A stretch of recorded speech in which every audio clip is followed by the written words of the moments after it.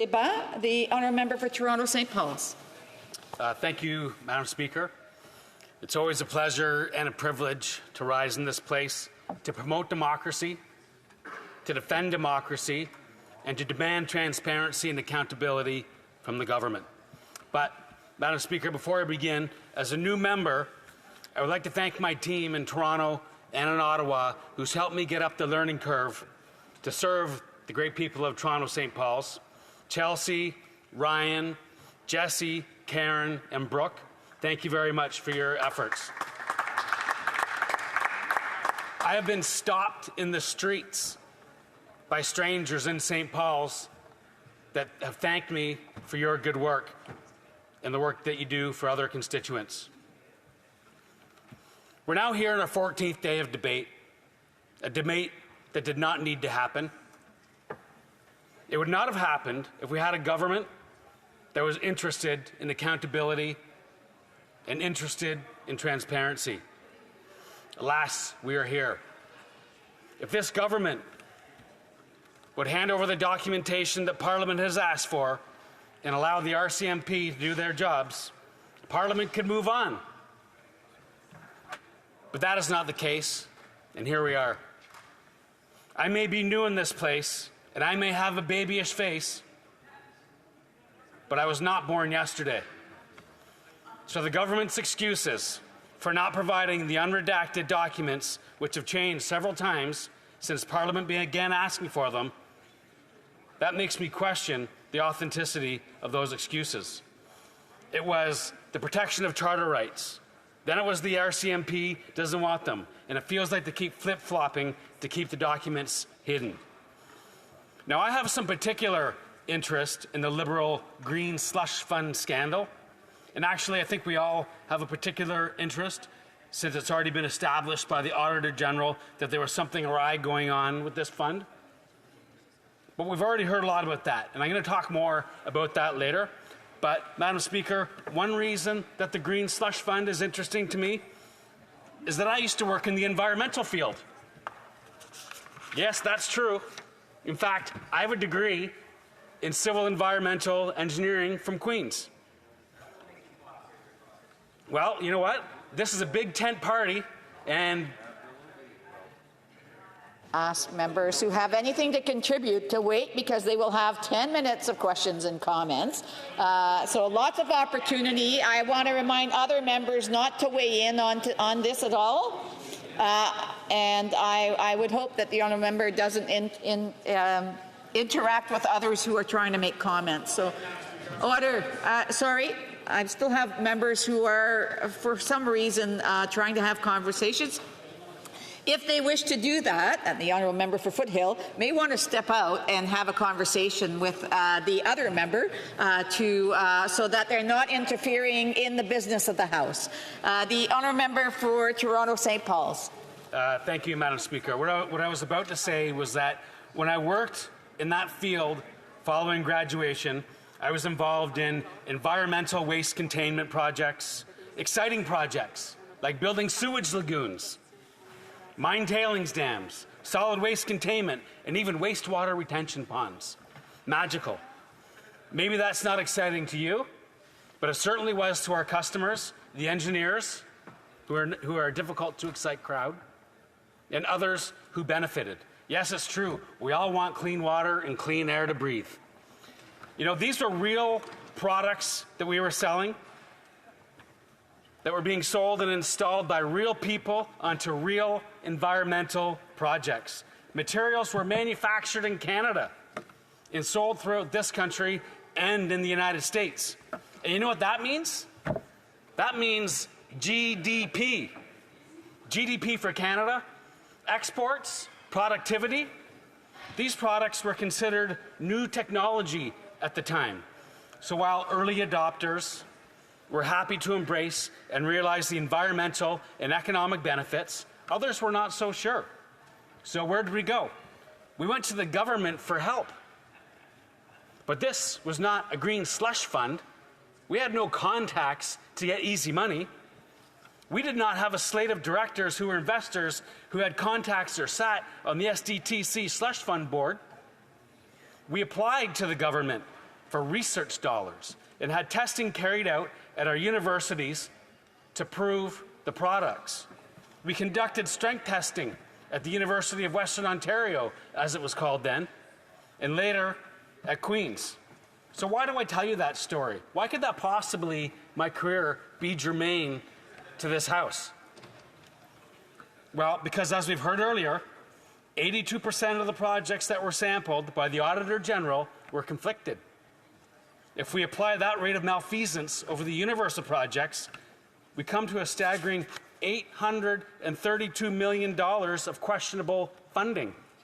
If we add the opportunity cost back to that $832 million, we're very close to $1 billion of taxpayer money funneled into sketchy destinations. But wait, there's more. $58 million was spent on 10 ineligible projects of the sample. That scales up to $104 million if we factor up to the full size of the universe of projects in question. How many projects, like the one I described above that I was involved in and undertaken by the small business that I worked for, were displaced because of the highly questionable awarding of funds by the board of the Green Slush Fund? Certainly there were good projects that did not get funding because the money was misallocated to ineligible projects. Some of these potential projects may well have been home runs. That's foregone GDP. That's foregone jobs. That's foregone tax revenue. Does this not suggest to everyone in this place that oversight of this fund was weak at best, and at the worst, there's potential criminality? Does this not make one think that we may need a change in the management of the government spending writ large? I see some heads nodding.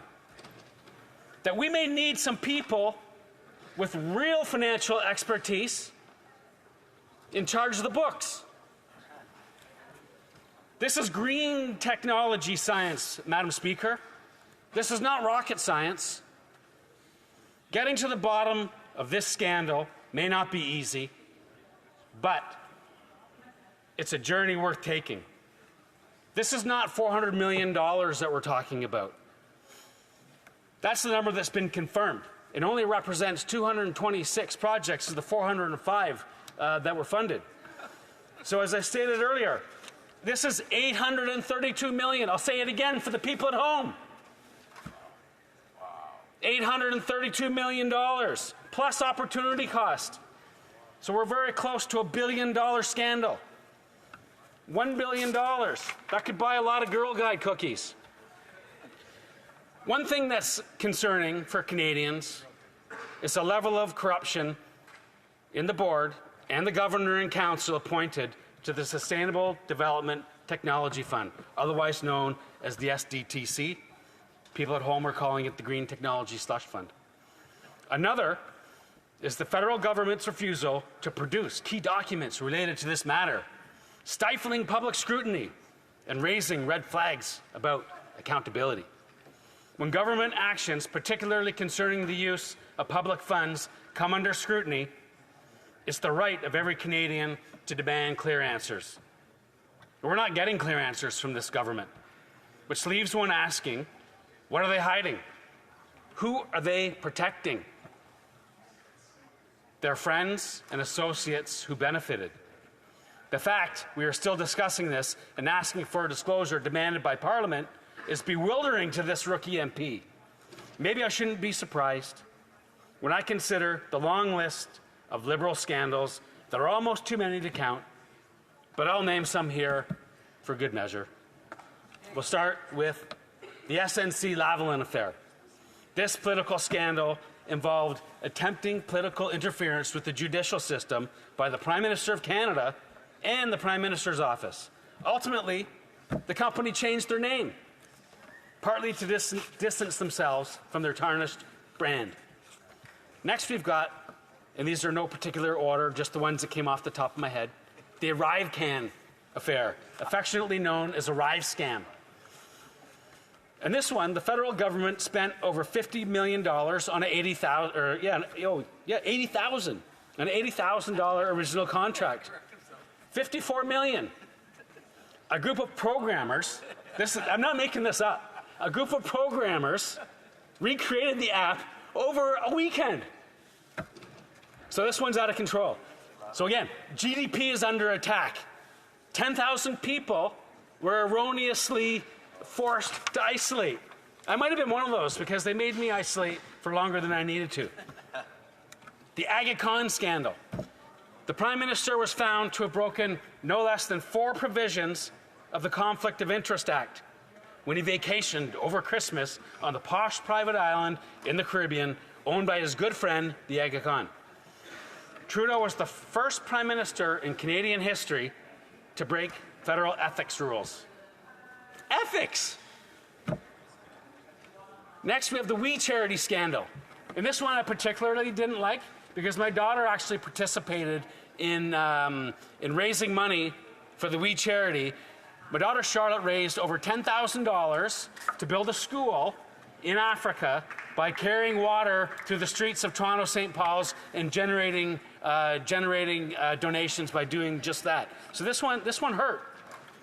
But Prime Minister granted his friends at the We Charity a project to see over $1 billion program for student employment grants. Don't we have government employees that do the same thing? There are 2 common elements we can quickly identify through this partial list of government scandals.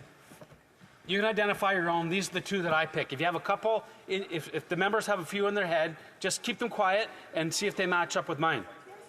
Madam Speaker, the first one is friends in high places of the Liberal government awarding their Liberal friends at the expense of taxpayers. And number 2 was a complete lack of ethical behavior. What we do not see is transparency. We do not see transparency. Transparency and accountability are the cornerstones of any functioning democracy. They are the twin principles that ensure those in power act in the best interests of the public rather than serving their narrow political or personal agendas. The concept of transparency isn't just theoretical. It's embedded in laws and regulations that compel governments to disclose information, especially when there are questions about the misuse of public funds. Parliament has this power. Parliament has asked for the documentation, and therefore the documentation must be produced. The government's accountability to its people is not optional. This is a fundamental responsibility. A 2024 CanTrust Index poll revealed that less than 25% of Canadians trust this Liberal Prime Minister and government. Is that a surprise to anyone? That number might be high since this poll was conducted back in February, but it makes sense. When the government refuses to release key documents, especially in response to serious allegations, it erodes public trust. It undermines the very fabric of our democracy. Without transparency, how can citizens know that their government is acting in good faith? Let's look at this from another angle. And I promise you again, I'm not making it up. I'm going to give you a bit of a timeline of how we got here. Madam Speaker, in 2018, the then Liberal Industry Minister decides he doesn't like the chair of the SDTC. That was Mr. Jim Balsillie, because he was criticizing the government. So he has the CEO of the SDTC ask the chair to stop his criticism. He doesn't. So in 2019, the Liberal Industry Minister decides to appoint a new chair, but this one already has conflicts of interest. But he did this even though the Prime Minister's office and the Privy Council office were warned of risks with appointing a conflicted chair. They were warned of risks associated with appointing a conflicted chair. That new chair had or has ownership positions in companies receiving Green Slush Fund, SDTC funding. So the funding floodgates open. Conflicts of interest are managed rather than outlawed. SDTC members begin to award funds to companies where other board members hold ownership. The following example is the one that I love the most. If you do something so audacious, maybe no one will suspect a thing. I think they call that hiding in plain sight. Cycle Capital. The founder and beneficial owner of Cycle Capital, Andre Lise Mitho, voted Cycle Capital Investments a significant amount of Green Slush Fund funding while she sat on the board of the Liberal Green Slush Fund. In fact, before and during her time on the Green Slush Fund board, her companies received $250 million. But wait, Cycle Capital's lobbyist, before he came to the House, was none other than a radical minister of the environment. Yep, so what? So what, you might ask? Well, in the year before he joined the Liberal government, he lobbied 25 times. And the Green Slush Fund board gave over $100 million to the Cycle Capital companies. But then, when part of the government, he participated in talks that gave the SDTC, the Sustainable Development Technology, another $750 million. $750 million. They gave $750 million to deploy, of which 25% of that went to guess who? Cycle Capital. And we don't know, but he may or may not still own shares in Cycle Cap. It's a really good trade where I come from. I spoke earlier about my career as an environmental engineer, but I spent actually most of my career in finance. That's another reason why the misappropriation of funds in this Green Slush Fund scandal speaks to me. When I was in the financial and investment industry, fund managers were generally paid dependent upon how their funds performed. The better your fund did, the more you're going to get paid. The better your fund did, the more assets you're going to attract, and again, the more you would expect to be paid, all else being equal. What I find peculiar about this fund and the way it paid its principals is that they were paid based on the dollar volume of grants that they made. I swear I'm not making that up. The more money that was allocated, the more they spent, whether it went to a good project, a bad project, a medium project, or some other, the more money that was paid to those individuals. So rather than scouring the universe, the country, for the best projects, the easiest thing to do, the path of least resistance, would have been to allocate funds to projects that were already known to the board, regardless of the expected return to the taxpayer. We call that a fiduciary duty. Madam Speaker, for a government that loves to virtue signal about their care and vision for the environment, their behavior when it comes to deploying funds is contradictory, as I just detailed. They would say one thing and do another. And this matters, and here's why.